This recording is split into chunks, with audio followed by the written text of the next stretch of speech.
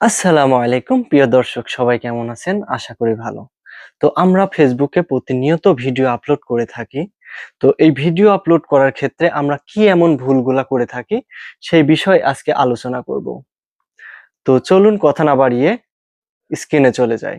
সর্বপ্রথম আমি আমার প্রোফাইলে গেলাম, একটা ভিডিও সিলেক্ট করার পরে see insights and ads click করার পরে স্ক্রল করে নিচে আসব। আমার দেখানো সেম প্রসেসে তুমি তোমার ভিডিও চেক করে নিতে পারো।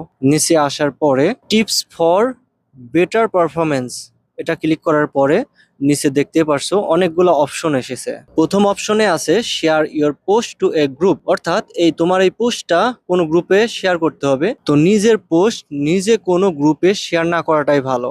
দ্বিতীয়তে আছে ask your community to share your content. এটার মাধ্যমে ফেসবুক বোঝাতে চেয়েছে যে আপনার কন্টেন্টটা আপনার বন্ধুদের শেয়ার করতে হবে। দ্বিতীয় অপশনে আছে grow your following with your content. এটার মাধ্যমে ফেসবুক বোঝাতে চেয়েছে আপনার কন্টেন্ট দ্বারা আপনার ফলোয়ার নিয়ে আসতে হবে, ফলোয়ার গ্রো করতে হবে। তৃতীয় অপশনে আছে decrease the length of your reel, অর্থাৎ আপনার রিলসটা ছোট করতে হবে। নিচে ছোট অপশনে লেখা আছে আপনার রিলসটা 15 থেকে 90 সেকেন্ডের হতে হবে।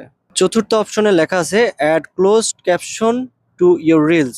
এটার মাধ্যমে বোঝাতে চেয়েছে আপনার কন্টেন্টটা যে ভাষায় তৈরি সেটা বাদেও অন্য ভাষার লোক যেন বুঝতে পারে, সে ট্রান্সলেশন করতে হবে।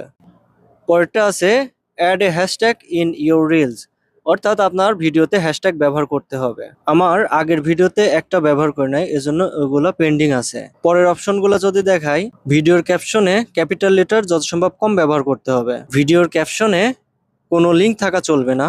ভিডিওর ক্যাপশনে ইমোজি ব্যবহার করতে হবে। আপনার ভিডিওতে কমেন্টস থাকতে হবে। আপনার ভিডিওটা প্লে লিস্টে অ্যাড করতে হবে। আপনার ভিডিওতে সুন্দর ক্যাপশন লিখতে হবে।